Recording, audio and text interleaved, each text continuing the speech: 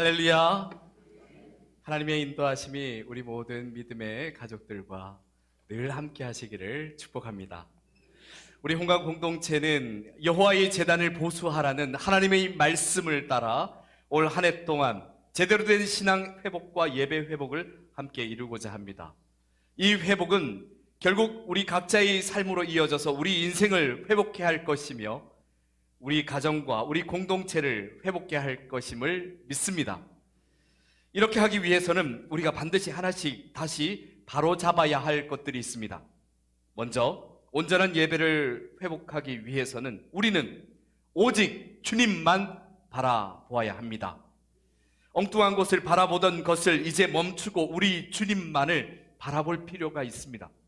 우리 창조주, 주관자, 그리고 심판자 되시는 우리 주님을 바라보아야 합니다. 이것은 신앙생활에서 너무나 당연한 것임에도 한편으로는 가장 소홀히 하는 부분이기도 합니다. 오늘 우리가 함께 묵상할 말씀은 이 말씀에서 만나게 되는 인물인 여호사밧이 바로 오직 주님만 바라보라 하는 이 당연한 진리를 소홀히 하다가 큰 위기를 자초하게 되었을 때 뒤늦게 이 진리를 다시 깨닫게 된 역사입니다. 여호사밧 왕은 제법 나라를 잘 다스렸던 남유다의 제4대 왕이었습니다. 그는 다윗 왕의 길을 따랐다고 평가받는 대표적인 아주 훌륭한 왕이었습니다. 내치에도 주력했으며 또 사법제도도 정비할 만큼 지혜와 능력이 있었습니다. 그런데 좀 더 나라를 안정시키고 또 강하게 하고자 하는 그 욕망에 사로잡히게 되었을 때 그만 잘못된 선택들을 하게 됩니다. 여호사밧 왕은 자신의 아들 여호람을 북이스라엘 왕의 딸과 정략적인 결혼을 시킵니다. 이는 사방이 적들로 둘러싸인 상황에서 남유다가 북이스라엘과 손잡고 평화를 유지하면서 좀 더 강력한 힘을 가지고자 하는 그러한 차원에서 시행된 것이었습니다. 하지만 이는 정말 큰 실수였습니다. 오직 하나님만 바라보고 그리고 나아가야 하는데 그러지 못하고 주변 상황에 휩쓸리어서 선택한 결과입니다. 그가 정략적으로 사돈을 맺은 북이스라엘의 왕은 북이스라엘에서는 강력한 통치력을 가지고 있었을지 모르지만 북이스라엘 역사상 가장 악한 왕으로 기억되고 있는 아합 왕이었습니다. 그런데 이 아합 왕보다 더 악한 이가 있었으니 그의 아내 이세벨입니다. 이세벨은 우상의 도시인 시돈에서 아합에게 시집온 이방 여인이었습니다. 그런데 이세벨이 올 때 바알이라는 우상을 숭배하는 종교를 그대로 이스라엘로 가지고 들어와서 남편 아합 왕을 바알 우상 숭배자로 만들어버렸습니다. 그리고는 북이스라엘 전 지역에 바알 숭배 사상을 퍼뜨렸던 인물이 바로 이세벨이었습니다. 여호사밧은 바로 이런 악한 이들과 사돈 관계를 맺은 것입니다. 게다가 자기 아들 여호람과 결혼시킨 며느리는 어머니 이세벨 왕비를 보고 배워서인지 더 악한 여인인 아달랴였습니다. 이 아달랴가 얼마나 악했던가는 역사를 통해서 잘 나타나 있습니다. 이 아달랴로 인해서 다윗 왕조는 거의 끊어질 뻔했습니다. 잠시지만 남유다에서 유일하게 여왕의 자리에 오를 만큼 굉장히 야망이 컸던 여인이었습니다. 그 자리에 오르기 위해서 유다 집안의 모든 왕족들을 다 죽여버릴 만큼 매우 사악한 여인이었습니다. 그런 여인을 남유다 왕실로 맞아들였던 것입니다. 아무리 하나님께서 총애하시던 여호사밧 왕이었어도 이렇게 하나님만을 바라보지 못하고 세상과 같은 가치 기준으로 정세를 분석하고 결정했을 때 스스로 화를 자초하는 상황을 만들고 말았습니다. 오늘 말씀에서 우리가 함께 보고 있는 남유다의 국가적인 위기 상황은 갑자기 일어난 일이 아니었습니다. 오직 하나님만을 바라보아야 하는데 그러지 못한 순간들이 계속해서 반복되고 쌓이고 하나님을 바라보지 못한 선택과 하나님을 바라보지 못한 결정들이 쌓이고 쌓여서 결국 터진 일이었습니다. 오늘 여호사밧과 남유다 전체에 불어닥친 국가적인 위기 상황은 요단강 동편 곧 모압과 암몬과 그리고 마온 사람들이 연합군을 형성하여서 남유다를 침공한 상황이었습니다. 요단강을 중심으로 서편에는 이스라엘 민족이 있습니다. 그리고 동편 쪽에는 암몬, 모압, 그리고 마온 사람들, 이방인들이 이렇게 있습니다. 그런데 이 일이 있기 전까지는 모압과 암몬과 에돔과 그리고 그 모든 이민족을 다윗 왕 때에 모두 정복했기 때문에 그 모든 민족들이 통일 이스라엘에 복속되어 있었습니다. 그러다가 남과 북으로 이스라엘이 분열되면서 모압과 암몬은 북이스라엘에, 그리고 마온과 에돔은 남유다에 각각 복속되게 됩니다. 이랬던 나라들이 연합군을 결성하여 남유다를 침공한 데는 이유가 있었습니다. 이 일은 다시 역사를 거슬러 올라가 여호사밧이 오직 하나님을 바라보지 못하고 선택하고 결정했던 그 순간으로 올라가게 됩니다. 하나님의 통치를 믿고 나아가지 못하고 계속해서 아합과 손잡았기 때문입니다. 어느 날 여호사밧이 북이스라엘의 왕, 그의 사돈이었던 아합 왕을 잠시 방문했던 적이 있습니다. 그런데 여호사밧이 방문했던 당시에 북이스라엘 아합 왕은 무엇을 꾸미고 있었느냐? 이 아람 지역에 길앗 라못이라는 그 지역을 탈환하고자 하는 전쟁을 준비하고 있었습니다. 그런데 북이스라엘 혼자의 힘으로는 이 전쟁에서 이길 승산이 없었습니다. 그런데 그때 마침 남유다의 왕 여호사밧이 찾아온 것입니다. 그래서 함께 연합하여서 아람에게 빼앗겼던 길앗 라못을 탈환하자라고 제안한 겁니다. 아합 왕의 갑작스러운 제안에 여호사밧은 조금 당황하긴 했지만 어차피 남과 북이 손잡은 상황에서 아람에게 빼앗겼던 길앗 라못을 탈환하게 된다면 남유다에도 정치적인 도움이 될 것이라고 판단해서는 연합군을 형성하기로 동의합니다. 그리고는 그 전쟁에 함께 참여합니다. 그렇게 참전했던 그 전투에서 남북 이스라엘은 크게 패하고 맙니다. 그래서 그 전투에서 남유다 왕인 여호사밧은 거의 죽을 뻔했습니다. 그리고 북이스라엘 왕 아합은 그 전투에서 전사하고 맙니다. 이렇게 남북 이스라엘 연합군이 아람과의 전투에서 대패하게 되자 북이스라엘은 물론이고 남유다의 국력이 많이 약해졌습니다. 이런 혼란한 틈을 타서 요단 동편에 있던 민족들이 남북 이스라엘의 지배에서 벗어나려고 했을 뿐만 아니라 이번 기회에 많이 약해져 있는 이 남유다를 침공해서 정복해버리자라고 생각하고는 연합군을 형성해서 지금 이 남유다 코앞에까지 이르게 된 것입니다.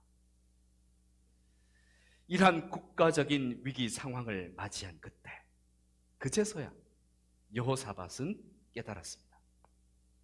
모압 연합군이 남유다를 침공한 표면적인 이유는 금방 말씀드린 것처럼 그렇게 된 것이겠지만, 이 내면적인 이유는 이미 선지자 예후를 통해서 이미 경고된 바 있었습니다. 그 일이 실제로 일어나는구나 라는 것을 깨닫게 된 것이죠.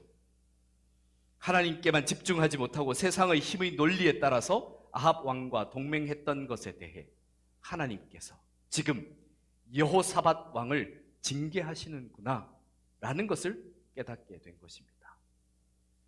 그래서 여호사밧 왕은 모압 동맹군들이 그 막강한 군사력도 참 두려웠지만 사실 그보다 더 근원적인 두려움은 하나님의 징계에 대한 두려움이었습니다.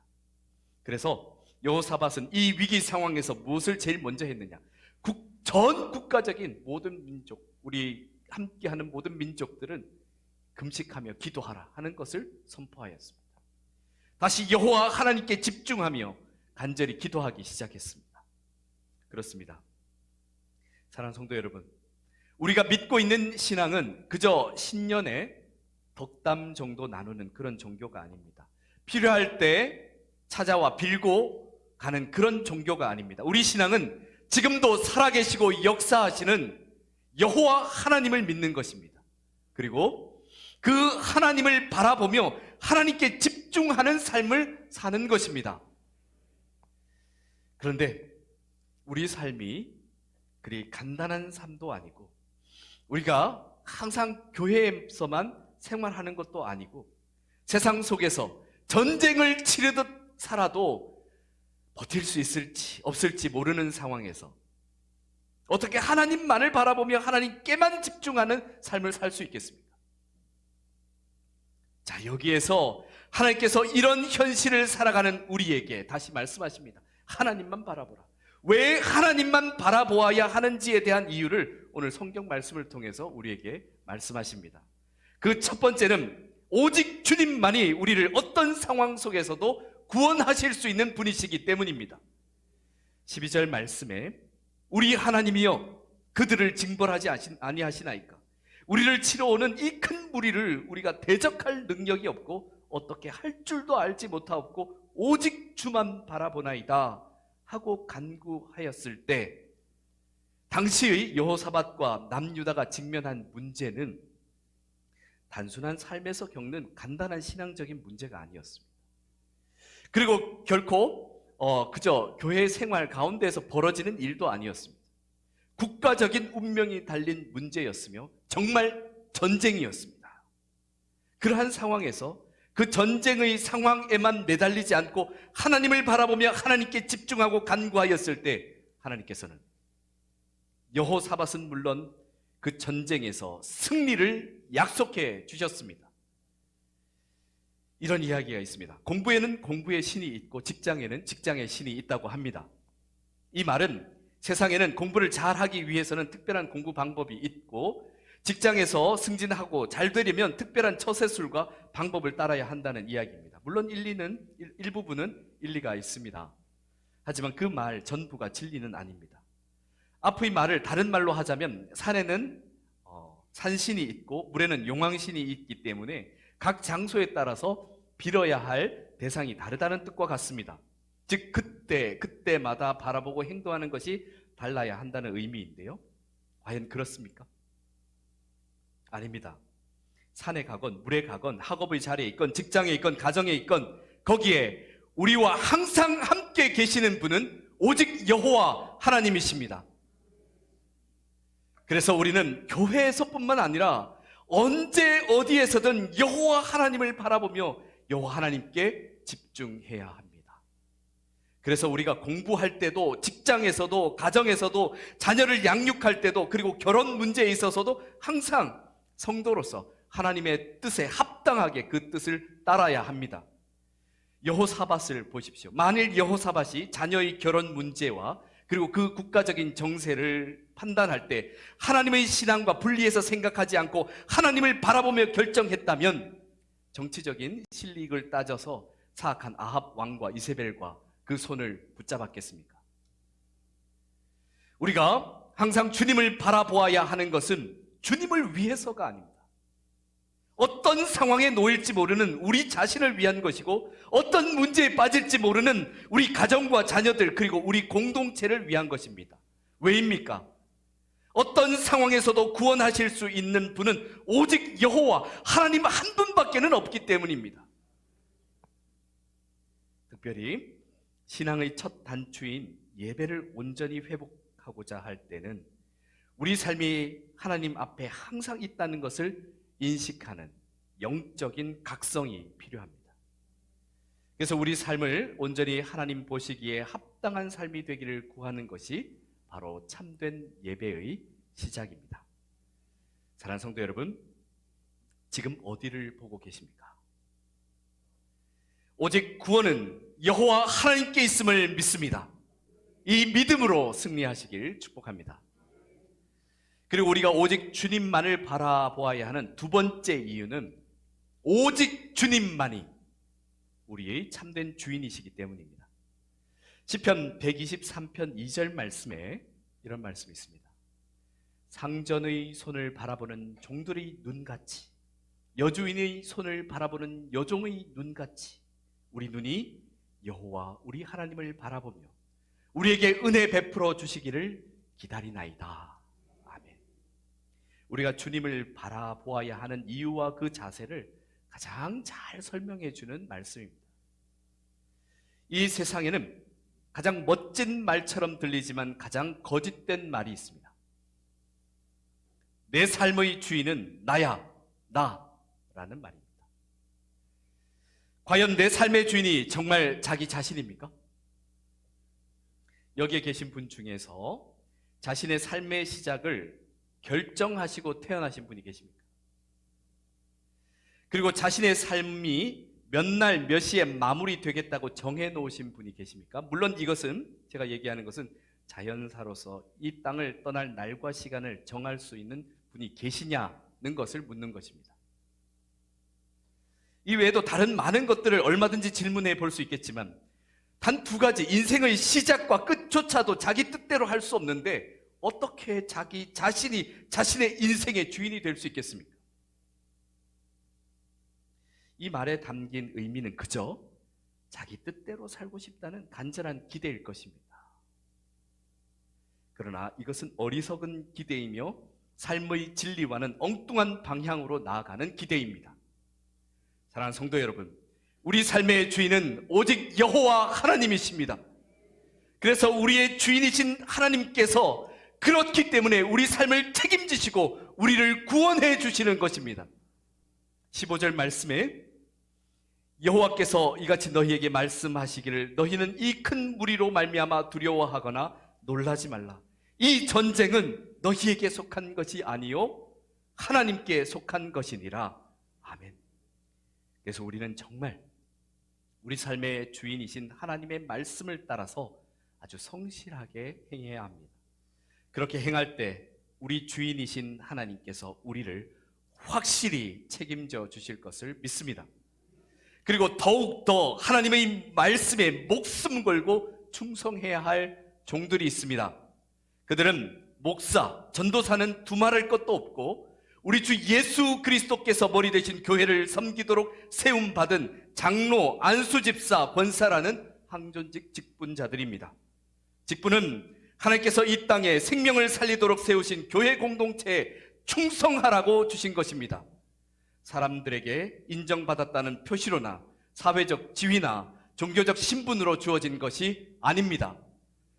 그런데 우리 한국교회가 언젠가부터 항존직 직분을 인기 투표식으로 혹은 어떤 교회에서는 나눠주기식으로 직분을 주면서 이 직분에 대한 잘못된 인식이 자리하게 되면서 한국교회는 급격히 타락하기 시작했습니다. 섬겨야 할 종들이 상전 노릇을 하고 심지어 주인 행세까지 하면서 교회의 주인이신 주님은 저 밖에 내쫓기시고 종들이 주인 상에 앉게 되니 당연히 교회는 타락할 수밖에 없는 것입니다. 그래서 우리 공동체만큼은 종들의 자리를 제대로 알고 바르게 찾아가며 주인이신 하나님을 제대로 모시기를 축복합니다. 제가 매우 특별한 이야기를 드리는 것이 아닙니다. 교회 공동체를 위해서 직분을 받았다면 교회 공동체를 위해서 충성을 다하시기 바랍니다. 직분자들이 제 역할을 안 하고서야 생명을 구원해야 할 이 교회 공동체가 어떻게 든든히 세워져 갈 수 있겠습니까? 영적 전투에서 앞장서서 싸우라고 세운 장교들이 전쟁터에 나서지도 않고 딴 생각만 하고 있다면 그 전투에서 과연 승리할 수 있겠습니까? 우리 모두 다시 신앙적으로 재무장할 필요가 있습니다. 이 어려운 시기에 충성과 헌신 없는 괜찮아 식의 낙관주의는 아무런 소용이 없습니다. 그 수가 작아도 죽음도 두려워하지 않는 충성된 일꾼들이 있을 때 그곳에 하나님의 역사가 일어나게 될 것을 믿습니다. 우리 공동체 모든 직분자들이 그 직분에 합당한 온전한 예배를 드리며 사역에 성실히 임할 때 주인이신 하나님께서 그 인생과 함께 우리 공동체를 책임져 주실 것입니다. 여기에 이번에 임직하면서 제게 교육받은 안수집사님들, 권사님들이 계십니다. 직분자로서 아주 제대로 된 모습으로 반드시 섬기는 모습을 보여주시기 바랍니다. 그리고 선배, 직분자들은 선배답게 선한 부담감을 가지고 신앙생활 하시기 바랍니다.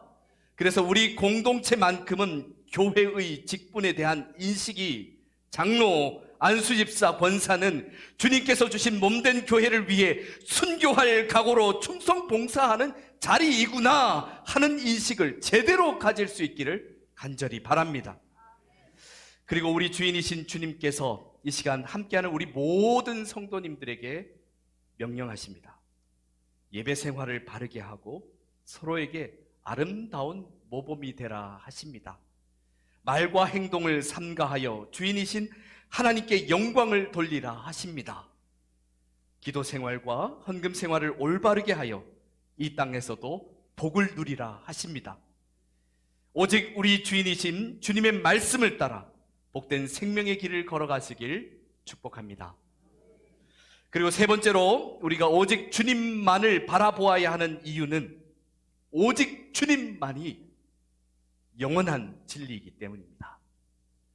요한계시록 1장 8절 말씀에 주 하나님이 이르시되 나는 알파와 오메가라. 이제도 있고 전에도 있었고 장차 올 자요 전능한 자라 하시더라. 아멘. 알파는 맨 첫 번째, 오메가는 맨 마지막입니다. 시작과 마지막에 계신 여호와 하나님, 영원하신 하나님, 오직 하나님만이 영원하십니다. 그래서 오직 하나님의 약속만이 영원할 수 있으며 변하지 않을 수 있습니다.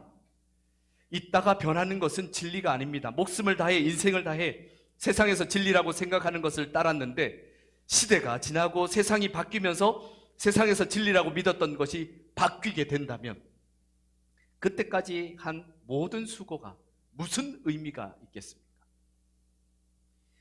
가톨릭 교회가 전 세계적으로 그 교세가 막강하지만 정말 안타까운 것은 이 세상의 희망이 될 수 없는 것은 하나님의 말씀 위에 인간인 교황을 세워두었기 때문입니다.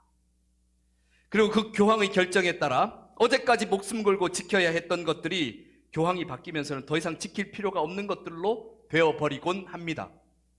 그렇게 교황의 말에 따라 순교까지 한 헌신들이 순식간에 무의미해질 수도 있습니다.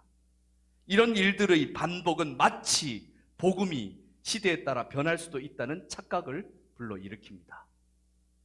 사랑하는 성도 여러분, 이렇게 있다가 없어지고 동전 뒤집히듯이 바뀌는 것들을 바라보고 따라서는 안 됩니다. 그런데 이 세상 모든 인간과 모든 사상들은 그럴 수밖에 없습니다. 영원하지 않기 때문입니다. 그러나 오직 여호와 하나님만은 영원하십니다. 그렇기 때문에 하나님의 말씀만이 진리이며 오직 영원하신 하나님을 바라보고 그 말씀을 따라서 살아야 하는 것입니다. 어제까지 책임지신 하나님께서 내일도 그 다음 날도 책임져 주실 줄 믿습니다. 이러한 하나님이시기 때문에 우리가 끝까지 믿고 나아갈 수 있는 것입니다. 오늘 본문이 있는 17절 말씀에는 너희와 함께한 여호와가 구원하는 것을 보라. 유다와 예루살렘아 너희는 두려워하지 말며 놀라지 말고 내일 그들을 맞서 나아가라. 여호와가 너희와 함께하리라. 아멘.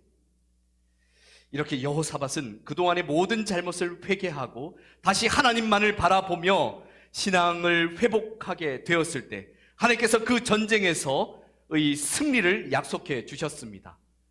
그래서 다시 하나님께 집중하며 이 전쟁이 결국 여호와 하나님께 달린 것임을 깨달은 여호사밧과 남유다는 하나님의 명령대로 남유다를 침공한 모압 연합군을 향하여 전투를 준비합니다.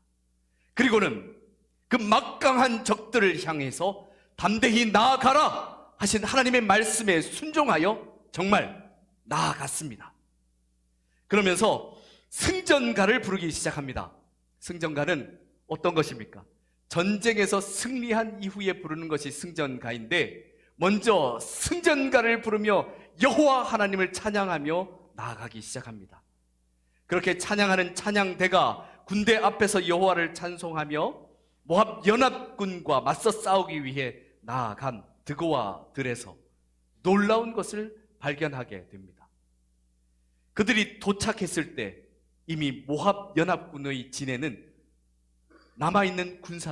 살아서 남아있는 군사들이 없었습니다. 모압 연합군이 전멸해 있었습니다. 하나님께서 너희가 싸울 것이 없다고 말씀하신 대로 정말 모압 연합군 내에서의 자중질환으로 스스로 자멸하여서 이스라엘 군대와 대적하여 싸울 수 있는 적군들이 아무도 없었습니다. 남유다 군대가 모압 연합군의 진에서 한 일이라고는 사흘에 걸쳐서 그 막대한 전리품을 그저 수거하는 것이 전부였습니다. 주님께서 사랑하시는 성도 여러분, 우리가 오직 주님만을 바라보고 나아갈 때 언제 어디서나 주님께서 승리를 주실 것을 믿습니다. 우리 가정에서, 직장에서, 학업의 자리에서 하나님께 집중하여 하나님만을 바라보며 진실과 성실로 임할 때 그곳에서 안 통할 것 같습니까? 아닙니다. 통합니다. 왜입니까? 그곳에 하나님께서 우리와 함께하고 계시기 때문입니다. 우리가 예배를 온전히 회복하기 위해서 첫 번째로 해야 할 일은 이처럼 우리 주 하나님을 온전히 우리 삶의 주인으로 제대로 모시고 바라보는 것입니다. 그리고 지금도 역사하시며 우리를 영원까지 책임져 주실 수 있는 하나님의 그 말씀에 순종하여 언제 어디서나 참된 예배자로 살아가는 것입니다. 오직 주님만을 바라보는 자에게 하나님께서 영원한 승리를 주실 것을 믿습니다. 우리 함께 기도드리겠습니다.